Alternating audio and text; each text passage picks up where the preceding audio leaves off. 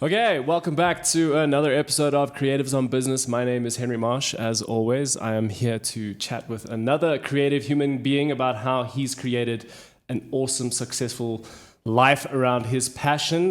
Today in studio, we have Rudo Swan, the man behind the coffee hustler, the streamliner, everything to do with coffee. Welcome to the show, dude. Thanks, Henry. Thanks for having me.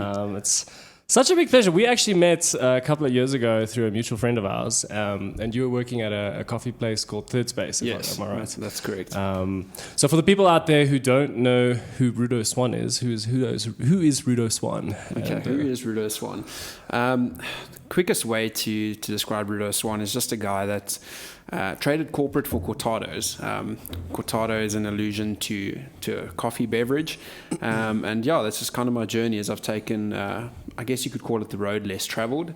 Like Henry introduced me, I'm a very passionate about coffee. I'm a guy that has chosen, like I said, a bit of a path less traveled, and I've kind of built my life around this magical brown liquid called coffee.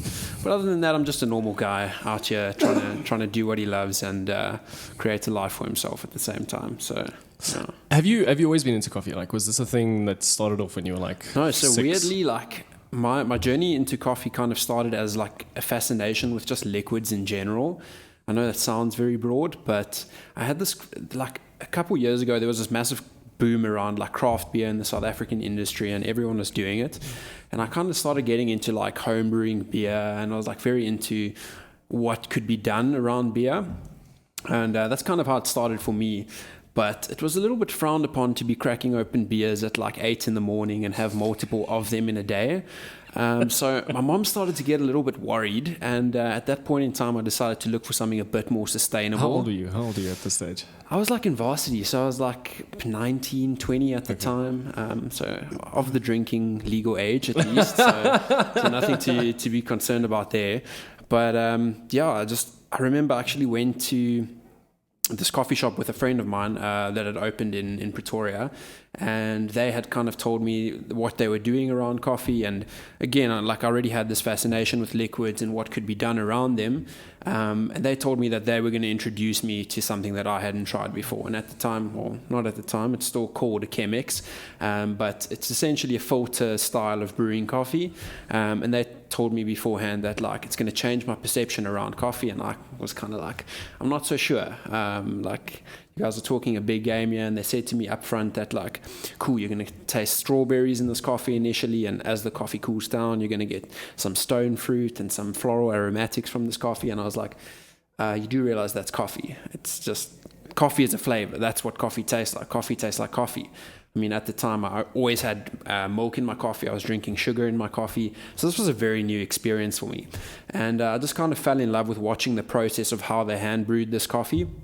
And truth be told, when they made me that cup of coffee, I took the first sip and I tasted strawberries. Like they said, it was sweet, it was insane, and nothing was added to this coffee. These were all just like natural characteristics and nuances of the coffee that were enhanced by this kind of hand brewed method of making this coffee.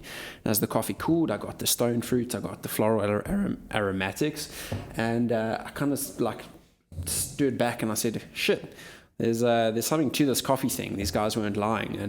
And they call that what we refer to in the industry as the God Cup, and that's kind of that introduction to what coffee really can be and specialty coffee in itself. So that's how I got into coffee. Hectic, Yeah. dude. And then, so you then transitioned to what, baristing at Third Space, or like how did it get to that point? Yeah, so during the time I was studying, I obviously found this interest in coffee, but it's kind of difficult to move into that full time whilst I was studying. So I did some volunteer work behind the bar just so I could try to sharpen my skill set a bit. And yeah, my background's actually in accounting, believe it or not. I did my undergrad in accounting sciences at the University of Pretoria, but was not very excited about the prospect of working in corporate. Yeah, you're too much of an exciting human being. Eh? I think so. There's this joke that goes, how do you know an accountant is an extrovert? He looks at the person he's talking to his feet and not his own. So that didn't exactly sum me up as a human being, and I wasn't exactly very excited about the possibility of living my life behind a spreadsheet. So I knew very early on that this wasn't something I wanted to do. But I still felt the need to finish strong, and like everything I learned from my degree I could use going forward. So I finished my undergrad at the end of 2017. And yeah, beginning of 2018, I was like at this crossroad, like what do I do? Do I go ahead and do this accounting thing, or do I actually do something I care about and something that I see myself making a difference in? So at the time I had signed a major contract with one of the big 4 accounting firms to start my articles, and that was kind of the road forward for me. And I sat down and just did some introspection, and I realized like that's really not what I wanted to do. So I phoned up the guys at this firm and I was like, listen, really sorry about this. Thanks for everything you've invested in me up until this point in time. But yeah, I think let's just call this early on. I don't want to waste anyone's time. And yeah, so it was kind of just like a balls to the walls decision. The cool thing about it is that like my parents were very supportive. My family kind of supported me. And I think in a lot of cases, that's one of the biggest roadblocks to people doing what they love is they're very afraid of what other people are going to say. They're afraid of what other people have invested in them up until that point in time. And so, yeah, I kind of stood at this crossroads of like, okay, cool. I've now ended this accounting thing. Now I need to take the next step to following this coffee thing. And I was still very new into it. It was just something I cared about. But I was like, I guess you could call it wet behind the ears. I don't know if that saying translates into English as well as it does in Afrikaans. Very green. Yeah, very green. Just like coffee before it's roasted. But yeah, so I reached out to these guys in 4 ways. At the time, they were called Third Space. And I really just believed in what these guys were doing. They were establishing relationships with farmers directly, essentially cutting out the middleman, and they had a very clear value proposition behind their coffee model as to how it was sourced, and I believed in what the guys were doing. So I took a big chance. I reached out to them. I said, this is my situation. I'm fresh out of university with an accounting degree. I know very little about coffee. Is there space on the team for me? And obviously with them being a startup, like staff costs are high, and it's always very difficult to bring someone on a whim like that. But I said to them, let's do this. Like, I'd be willing to work for free for a month. If at the end of that month you don't see me making a valuable contribution, we can reevaluate, and no hard feelings. But I genuinely feel like I have something to offer, and I'm here to learn. And so, yeah, the guys took a massive chance on me. I started on bar as a barista. I learned from one of the country's best baristas, and a good friend of mine, Vusi, who's now actually working in the Middle East as a barista. And yeah, so I started behind bar, learned as much as I could. I kind of got thrown in the deep end, a baptism by fire, I guess you could call it. But looking back, it was the best way to learn, and I'm super grateful for my time behind bar, and that the guys took the chance to see what I was about and whether or not I could make a contribution. And I honestly just fell in love with coffee. I think my journey developed rather quickly. I was behind bar for about 1.5 years at Third Space, and I loved every second of it. I started behind bar, and by the time I left Third Space, I was managing the cafe. So it was quite a steep learning curve, but definitely well worth the exercise. So when you speak about behind bar, is that literally just putting in the time behind literally the counter, making coffee? Working behind the counter, learning the fundamentals of workflow, exactly how our coffee is made. So my experience in the coffee industry has been exclusively with specialty coffee, and specialty coffee is just another name for objectively high quality coffee. So coffee is graded on a universal scoring standard, and specialty coffee is essentially coffee that scores 80 to 100 points on a scale of 100. So it's a very high quality coffee, and with that came a mindset that recognized that. So everywhere I've worked, we've been very particular about how we do things, and it was very important for me getting into the industry to take that time, spend 1.5 years on bar, and just every day make coffee, cup after cup after cup. And I'm very grateful for the experience because it's kind of brought me to where I am now. So obviously you would say like that, it's almost like that whole 10,000 hour rule. Exactly. Like just putting in the time, making coffee the whole time. So everyone tries to like so latte art is obviously one of the very cool things about an aspect of what I do. And it's always very satisfying when someone puts down a cup of coffee in front of you with an insane piece of latte art on. And whenever I train people now, they always want to know, like, how do you do it? How did you get to the point where you're able to pour art like that? And it's literally just a case of do it. Just sit, practice, make thousands of cups, and eventually you'll get there. So at times it can be frustrating. Anyone working in the service industry will know it's not the easiest sphere to find yourself in, but definitely rewarding when you put in the work. I'm curious, how many different types of latte art can you make? Well, it depends. So you get variations of there's like standards that latte art's built around. Obviously, the most fundamental shape in latte art is your heart, and then variations of that. So you could pour 5 hearts on top of each other, and that's typically called a tulip. You can pour swans. Latte art's not my strong suit. I'd like to think I'm pretty good at it, but I know there are guys out there, like one of the guys I worked with at Third Space, Fani Buertas. He's an incredible latte artist and he'd put me to shame any day. So if you ask me, there's definitely a smaller amount of patterns that I could do than someone like Fani. Okay. But the possibilities are endless. If you could think it, you could probably design and pour it.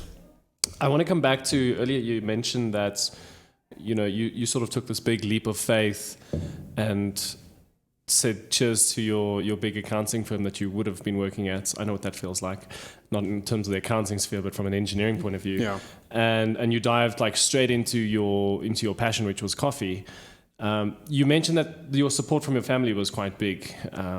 What was their stance? Like, I mean, I know from my side, like my dad was, he'd worked for the man his entire life. Yeah. And when I'd made the decision to jump from engineering to photography, he was like all for it, because he's just like, if you can take the opportunity to do something for yourself, flip and go wild. But then my mom, on the other hand, is like super Afrikaans, conservative family. I know the feeling. And she told all the old Dunnies and everybody, her son's this engineer, got a really amazing job with this big corporate and stuff, and now all of a sudden he's going to become a photographer.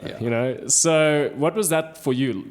What was it like, that whole experience? Yeah, so I was obviously very nervous about what my family would think, especially my parents. So I'm actually one of a twin. My twin brother is a mechanical engineer. What? Yeah, so he designs and builds fire trucks, so very different. Like my twin brother and I, to anyone that's met him, they would never even say we're twins. But there was always this like added pressure of like my brother having done this like engineering thing and having done really well at it, and built himself a very sustainable career around that. So there was pressure from that side as well. And then on top of that, to make things worse, I come from like a family of academics or doctors and engineers, my dad being an orthopedic surgeon. And he really loves what he does. And I think during the entire course of my studies, my parents could see that like I was doing it. I wasn't loving it, but I was doing it. Yeah. And so my dad was in the lucky position to really believe in what he was doing and actually loved it. So he was just like, both my parents actually were like, if we had to watch you go through another year of accounting, we would have probably like, we would have called it for you. Yeah. So they were just super glad that I did it. I'm glad I did it because I learned a lot from the experience, but just having that backing from my parents to go and do what I love just gave extra fuel to that fire. So it made it a lot easier. You also mentioned that when you started off, you approached Third Space and you're like, hey, you're keen to jump in, even doing it for free. Did at the back of your mind, were you like, okay, if this fails, what happens? Did you have a plan B? I had no plan B actually. And that's kind of what scared me. Yeah. It was like, it kind of forced me to make sure this works. So no plan B. It was pretty scary at the time. Yeah. You had an accounting degree to fall back on. But I had an accounting degree, but like, I just knew that falling back on it wasn't an option because, look, I did try the corporate thing. So I spent about a year and a half working on bar at Third Space. And during my time there, that's the awesome thing about coffee is that I'd like to think of coffee. I'm not in the business of coffee. I'm in the business of people through coffee. And coffee is kind of that medium. And during my time at Third Space, I met a very cool group of people who work for a software development company, and they design and develop or implement business solutions for companies. And during my time there, so Third Space was kind of this co-working hub that happened to serve great coffee, and it was an awesome vessel to get people to taste sustainably sourced coffee and show them exactly what coffee could be. And so during my time there, I got to work quite closely with this team of software developers that would often work from the space, and I became very good friends with them. They obviously somehow found out I have a background in accounting, and very early on at my time at Third Space, they had offered me a position on their team to come work for them because they needed someone who understood the business side of things and could essentially be a functional consultant between your end users and a team of developers. So very early on, I think less than 2 months into my time at Third Space, they had made this offer to me, and I said to them, guys, there's a reason I'm behind this bar and not in this boardroom with you guys, because I'd be very bored. Like it's not something I wanted to be doing. And during my time behind bar, as much as I loved what I was doing and working in coffee, there was always this like, what if? What if I gave corporate a try? What is it really like? And I always bashed corporate, but I never really gave it a chance. And so at the end of my just shy of a year and a half at Third Space, I actually took them up on their offer, and I decided, let's see what this thing's about. I mean, it was a side of my life that I'd never really explored before, and I thought, I have nothing to lose. So yeah, I did 6 months in corporate working for these guys, where they were essentially developing business solutions for these companies and implementing them. And I was essentially a middleman, acting as a functional consultant. So I would try to understand the business side of things for the client, translate those needs to a team of developers. So the role was still very much people focused, but in a corporate environment. And I'm super glad I did it. But in those 6 months, I saw exactly why I didn't. And so yeah, it didn't last much longer than 6 months. So obviously your time behind the bar and being on bar, as you say, like you mentioned a lot that you're in the business of people. Yeah. And did that hone your skills in like just dealing with people, managing people, allowing yourself to sell things better to people? It definitely did. I mean, I think that's part of the reason I was approached by these guys initially, was that they saw I was quite good with people, and like you deal with very difficult people in any aspect of the service industry. So definitely it sharpened my people skills, my ability to communicate with people, my ability to sell products onto them, was something that they obviously had noticed, and it's really helped me going forward in my life. So I'm very grateful for the time I got to spend behind bar. Yeah. What's the best way to sell a coffee to someone? The best way to sell a coffee to them is just make it and have them taste it. I'm a firm believer in the quality of the products that I make and I sell, and the proof is literally in the pudding. People are always skeptical as to what specialty coffee is, and it comes back to that cup of coffee I had that kind of introduced me to coffee. Is like it had been sold to me as this incredible product, and the proof was literally in the pudding. I mean, it didn't take any convincing to get me into specialty coffee. I tasted it for myself. And that's usually the easiest way for me to sell a product to someone, is like, I believe in the product. Here you go. You tell me what you think. And it's usually at that point in time when people are like, hey, I believe what you're saying. You're making a valid point here. And again, the proof is in the pudding. So if you deliver a quality product, you believe in that, and you can deliver it consistently, the product sells itself. And so that's one thing that we really hammer on in the specialty industry, is consistency. We work on recipes when we make any cup of coffee, and that's like an unheard of thing in any other aspect of the coffee industry. We really hammer on consistency, and that's what people look for, is if they can come back time and time again and have a consistent cup of coffee, they'll take that any day. So a consistent, high quality product sells itself. It makes my job a lot easier. Yeah, I can imagine that does. Have you noticed that there's like a big price increase or difference between, say, your normal, I don't know, instant coffee to what it is that you're trying to sell? Is there, and even in the market that you're in, is there a big like price discrepancy between yourselves and like other people? Okay. And so price and coffee is a very, very difficult and sensitive topic. So like I said earlier, we essentially find ourselves in two worlds of coffee. We find specialty coffee, which is this objectively high quality coffee that's scored on a universal scale through this process called cupping. So the same way that sommeliers are able to grade the quality of a wine, you get these guys in coffee called Q graders. They are the guys with the qualification who are objectively able to go and say, this is high quality coffee, this isn't. So these guys use this protocol called cupping. They taste the coffees and evaluate them on a bunch of aspects, whether it be their bitterness, their sweetness, acidity, just the general characteristics of the coffee. They tally those scores, and that should give you a score out of 100. And like I said, specialty coffee scores 80 points and above. So it's objectively high quality coffee.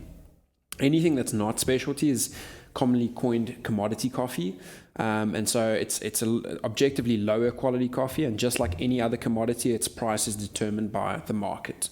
So the same way that there's a commodity price for gold and silver, there's a commodity price for commodity grade coffee as well, which is substantially lower than the price that we pay for specialty coffee.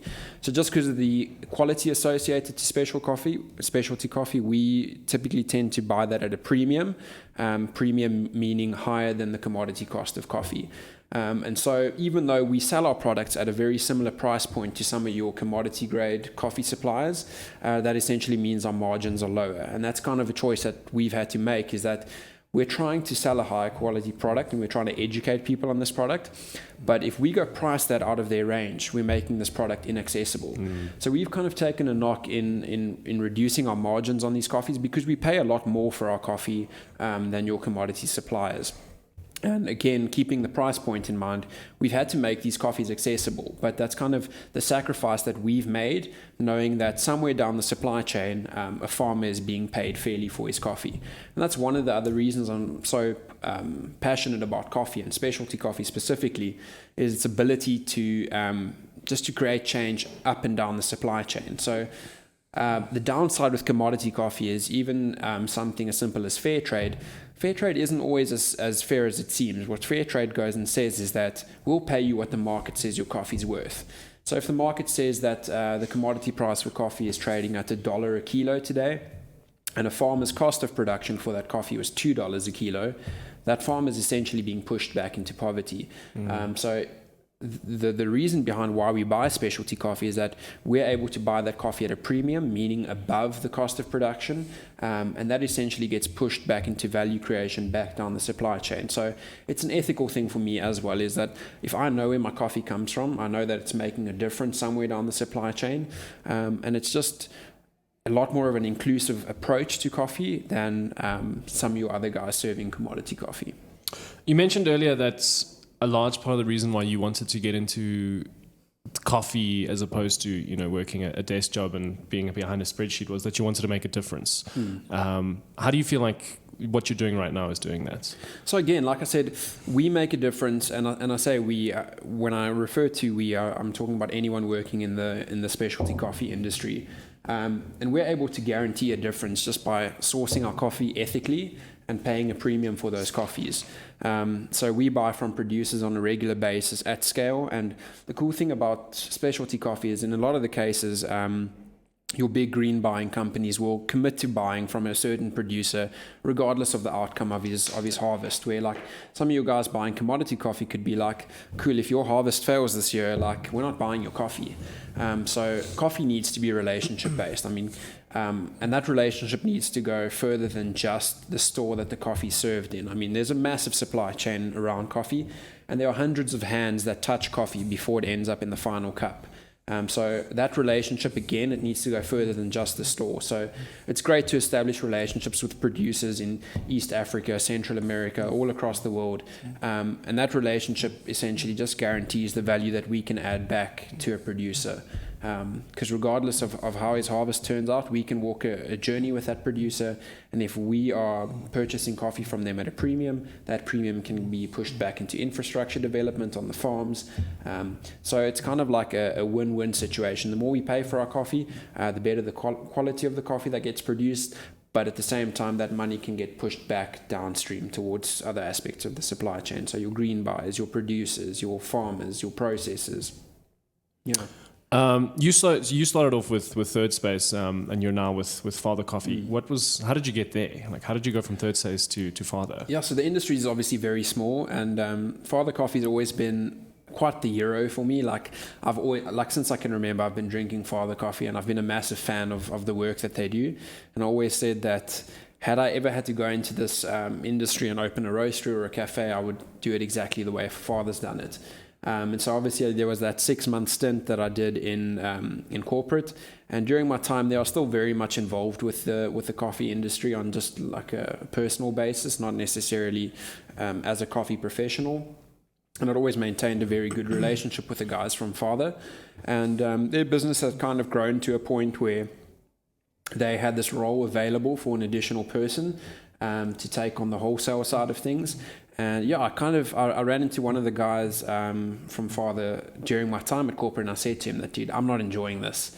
And I think that kind of stuck with him, because like very shortly after that, it's funny how things played out. Like I'd signed an initial 6-month agreement to do this corporate job. And right at the end of the 6 months, when my contract came to an end, like I knew I wasn't going to renew my contract because it was just soul draining and I didn't want to do it. And call it divine intervention, call it whatever you want. literally 3 days before my contract was due to expire, I was kind of freaking out because, again, I had nothing lined up. I didn't have anywhere to go. And the guys from Father reached out to me and they said, dude, we know the quality of the work you do. We know that you're very passionate about this industry. We've had this position open up. Would I be interested in taking it? And it was kind of a no-brainer for me. It's kind of like the gods had answered all of my prayers. And yeah, I've been with Father now since October last year. So it's kind of lucky how things played out. Yeah. I didn't end up unemployed. But, the starving artist. Would you say, we've been talking sort of high level, sort of I want to say the more commercial side of coffee. I don't know too much about it, but you always see these new guys, the coffee stands at like those festivals and those kinds of things. Yeah. How proactive do you think those guys are? And like, do you think there's still a market for those kind of guys?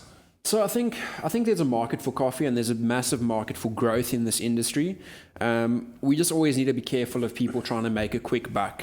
So like Father's been around for a fair amount of time. They've been around since 2013, and not a single day of that has been easy. And I think people tend to romanticize coffee and the coffee industry. I mean, there's nothing greater than going to go sit down in a beautiful cafe, have a cup of coffee, get stuck into a book or onto your laptop, do some work. And it's this very romantic idea of what a coffee shop is, but it's really, really hard work. And so coffee being an aspect of the restaurant industry, I think the South African restaurant industry has something like a 60 to 70% failure rate. And that kind of comes through in coffee as well.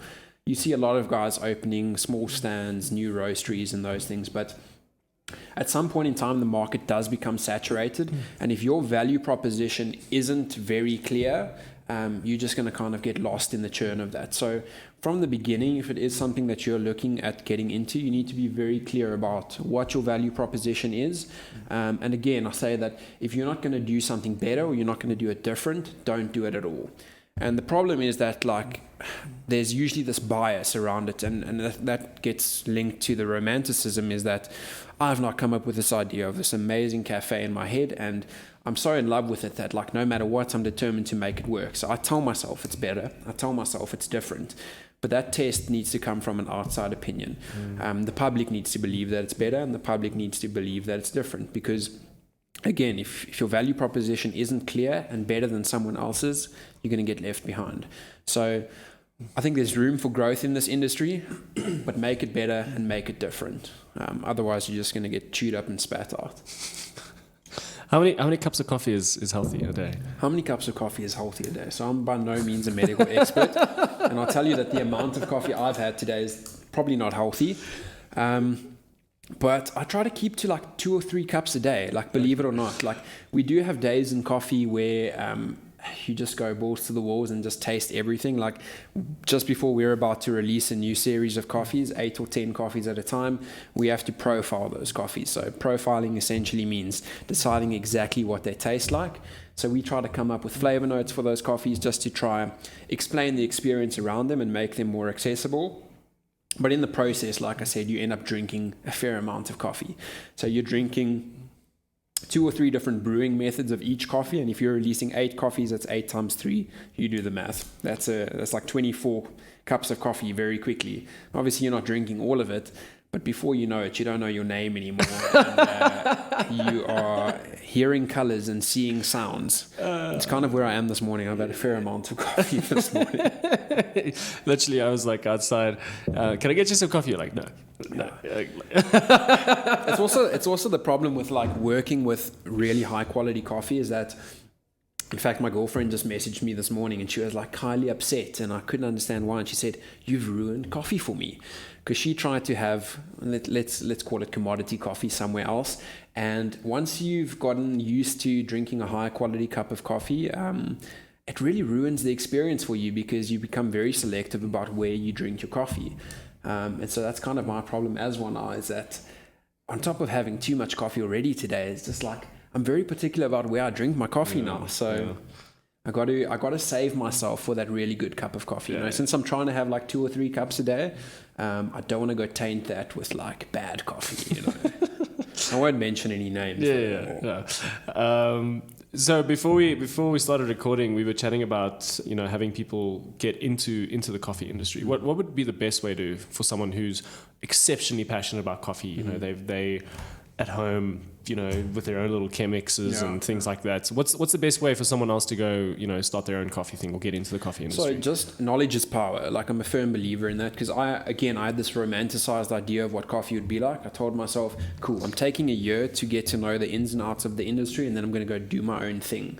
And I learned a lot in that year and a half. So again, I say knowledge is power. Make sure you get to know almost every aspect of the supply chain, understand how coffee is sourced, understand how coffee is processed, how it's roasted, and how it's sold on to the customer eventually. And Third Space for me was a great platform to be able to do that, because they had an aspect of buying green coffee and sourcing from farmers. They were a roastery as well, so I could learn about roasting. I learned about working in the cafe on a daily basis. So find someone that's willing to take a chance on you. It's always very difficult, but if you're clear and you back yourself about what your value proposition could be to them, find someone that's willing to take a chance on you, get behind a bar, and actually work in the industry for about a year before you try and go do your own thing. Because again, it comes back to this very romanticized view of what coffee's really like. And I'm very glad to have worked behind the bar in a cafe for a year and a half, because now I know one thing, and that's that I don't want to open my own cafe. And had I just gone out and tried to do that blindly, I would have probably failed because I didn't know enough. But B, I didn't have a realistic expectation or picture of what that's really like. And then just on the knowledge thing again, like, immerse yourself in any way possible that you can learn. So YouTube is a wonderful asset. Like, I spend a lot of time on YouTube watching guys' coffee channels. So a great guys' coffee channel to watch is James Hoffman. He does a lot of research and reviews around coffee.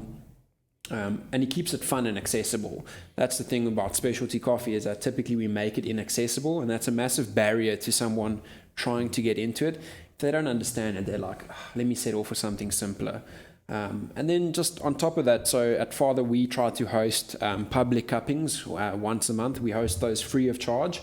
At any point in time, you can then come in once a month, taste our 8 freshest lots of coffees.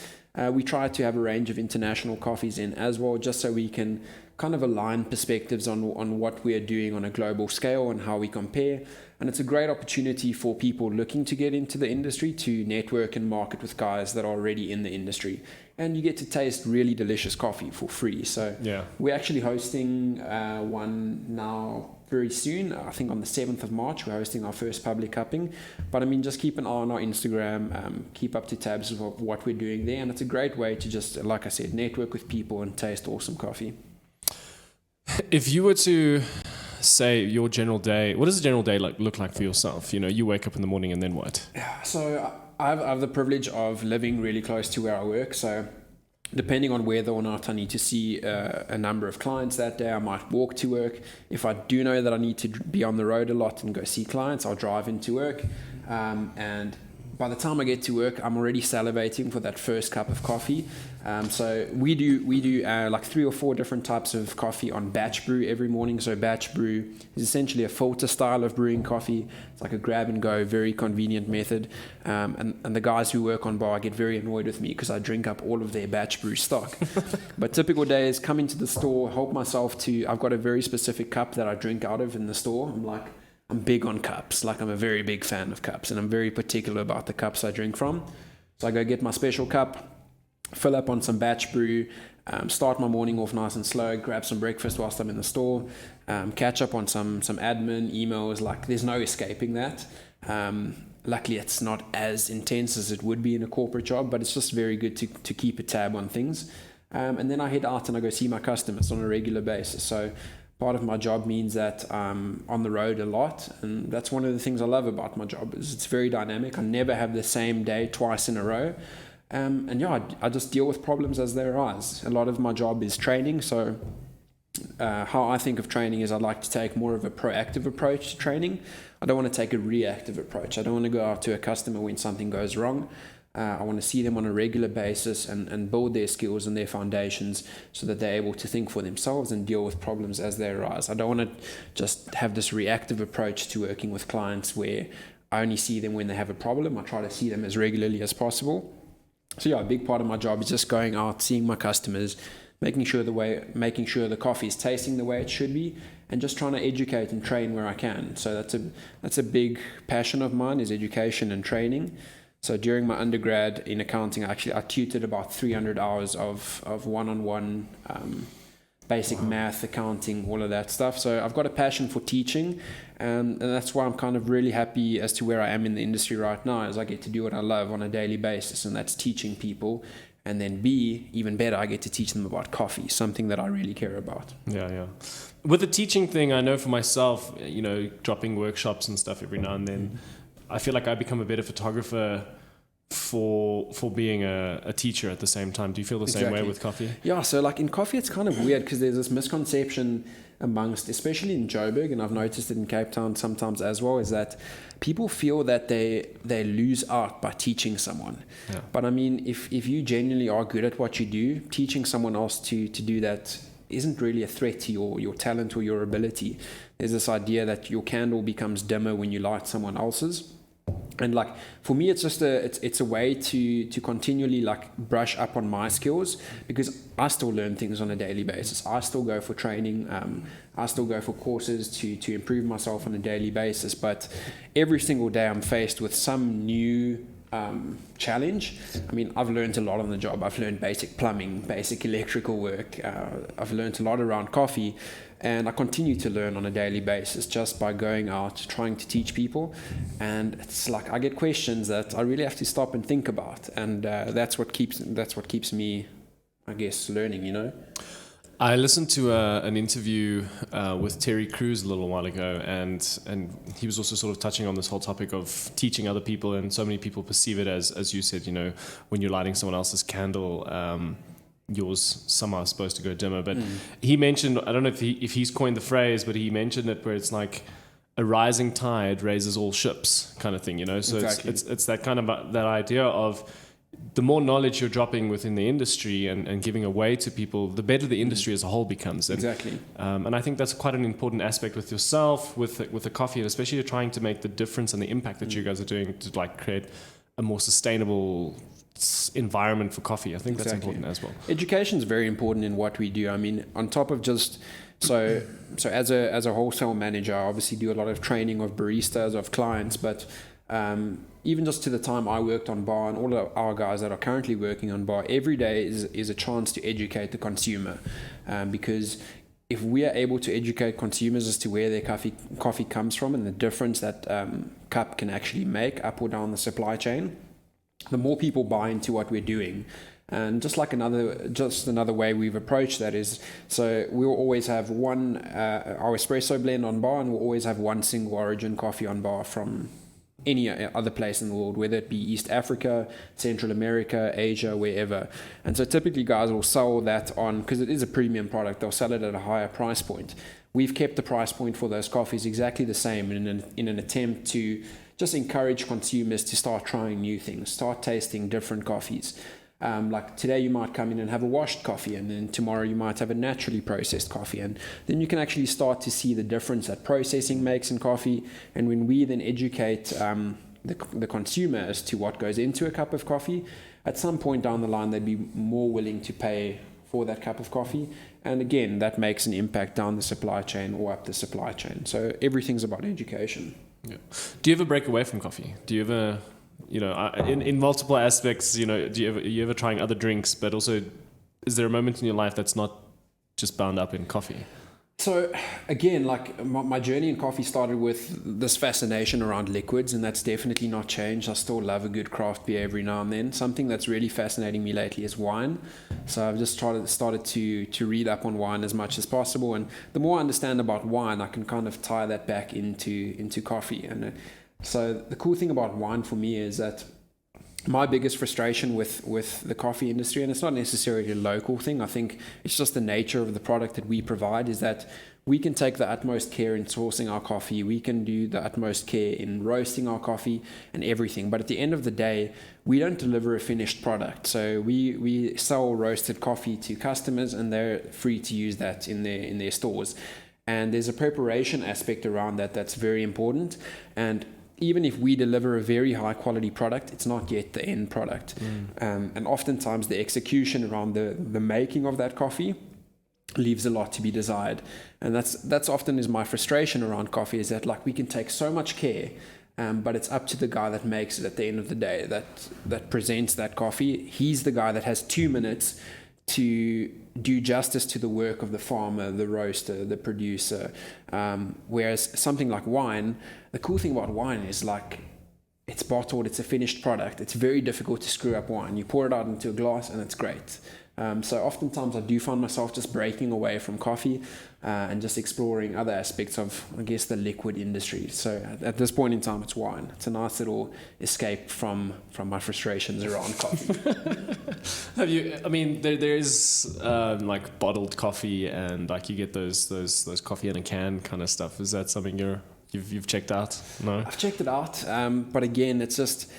For me, it's like if I can't guarantee that the coffee in that product has been sustainably sourced and paid for adequately, I tend to avoid it.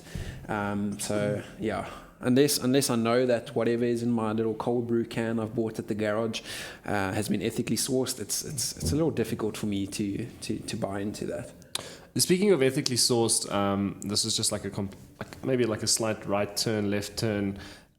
There's a lot of, I don't want to say hype, but a lot of attention being thrown on like veganism and the whole animal side of things. So obviously a lot of coffee products are made with milk. Yeah. Have you noticed that things like almond milk? Oh, sorry, I said almond. Apparently I said it incorrectly. There's a whole bunch of people who tell me I said it wrong. I've got a couple of those words that I say wrong, but but like the advent of different types of milks, has that affected your industry? Yeah, massively.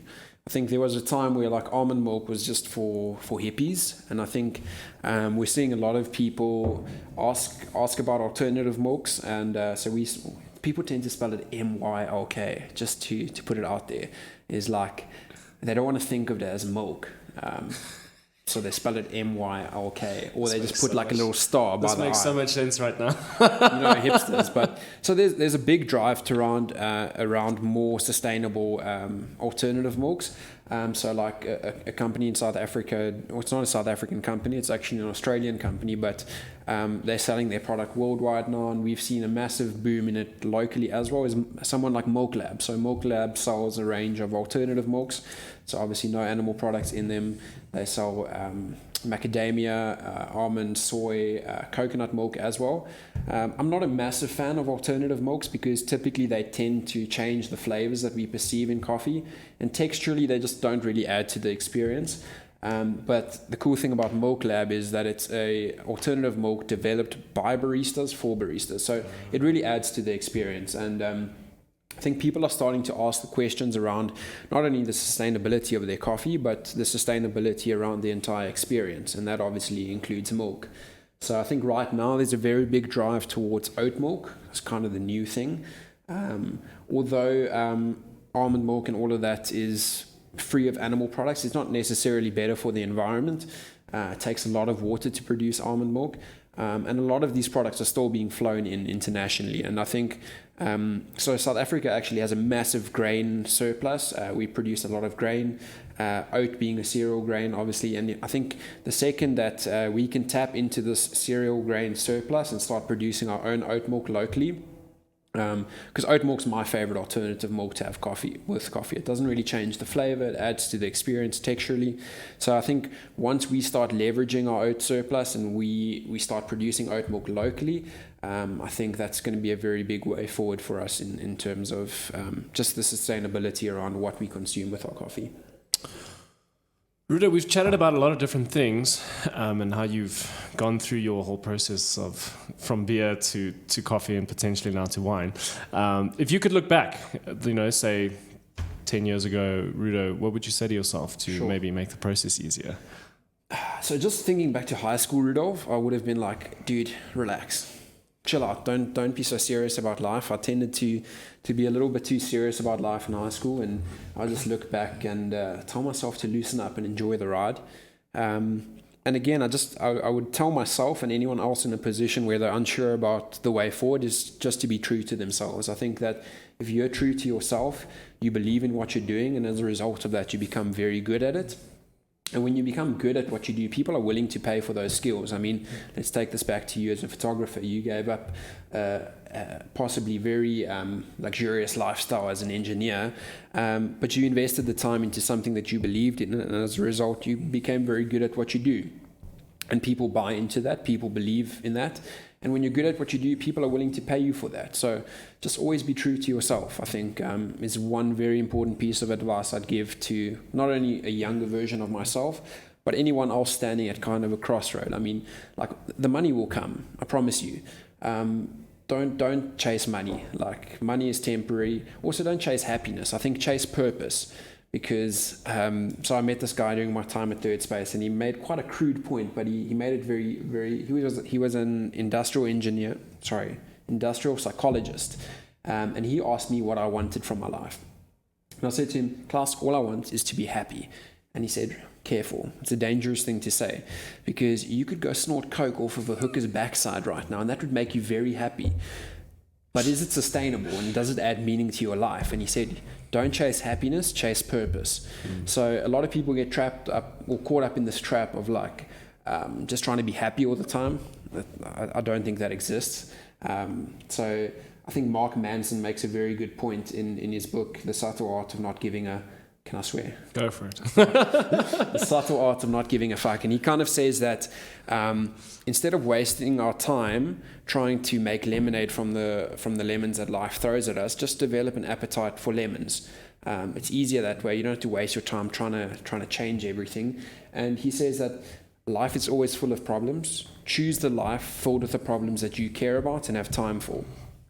What I do now still has its obstacles. I have days where I'm not exactly very passionate about what I do, and I get frustrated with the industry, but at the end of the day, it's something I care about, and these are problems I'm willing to deal with. I couldn't be asked to sit behind a spreadsheet in an office and update financial information around a product that I don't believe in. So life is full of hurdles. I think you're going to have problems in every aspect of life, in everything that you do, but choose a life filled with the problems that you have time for and you care about, because there's no such thing as a problem-free life, in my opinion. So, yeah. Rudo, thank you so much. Starting to wind down here a little bit. Where can the party people on the internet find you? So Pornhub. No, I'm joking. That's where we actually met. Okay, Yeah. So, yeah, if I look familiar to anyone watching this, you should probably take that out. No, so I'm on Instagram, Rudo Swan, at Rudo Swan, RUDOSWAN. Yeah, and that's probably the most important place for you to just kind of keep up to what I'm doing. If you want to learn anything from me, it's also a good thing to just follow. So mostly Instagram, eh? Mostly Instagram.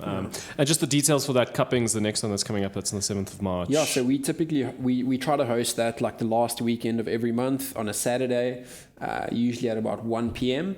But just keep an eye on our Instagram, Father Coffee's Instagram. We'll keep you updated as to when that's happening. But the next one, I believe, is the 7th of March, and we usually start that off at about 1 p.m. Okay, awesome. Yeah. Rudo, last question for you. Normally, I'm actually sitting here with headsets. This is the first recording I've done without headsets. I normally say to people, if you've got headsets on every single person on the earth, and you've got the sole microphone that goes out into these headsets, what would you leave with the world? What would I leave with the world? Slow down. Honestly, slow down. Smell the roses. Like that's one of the things I've learned in coffee is that like. Obviously, there's a massive sensory aspect around coffee and what we taste and smell in coffee. And as cheesy as it is, that kind of ties back into the thing of like, slow down and smell the roses. Like, oftentimes we get so caught up in just doing what we do that we forget what we're doing. We stop being mindful. Like, when was the last time you actually just sat down and had a meal without any distractions, actually tasted your food? Tasted what you're drinking, looked around you, actually considered what you see, considered your environment, and we get so caught up in getting from A to B that we kind of miss the points in between. So slow down. It'll make your experience on life a lot more valuable, and yeah, I think it'll make your impact more valuable as well. And the coffee tastes better. And your coffee tastes better when you slow down. Rudo, thank you so much. I really appreciate Awesome. it. Thank you guys so much for joining in with another episode of Creatives on Business. And I'll check you guys on the next one. Awesome. Cheers. Thanks, Henry. Cheers.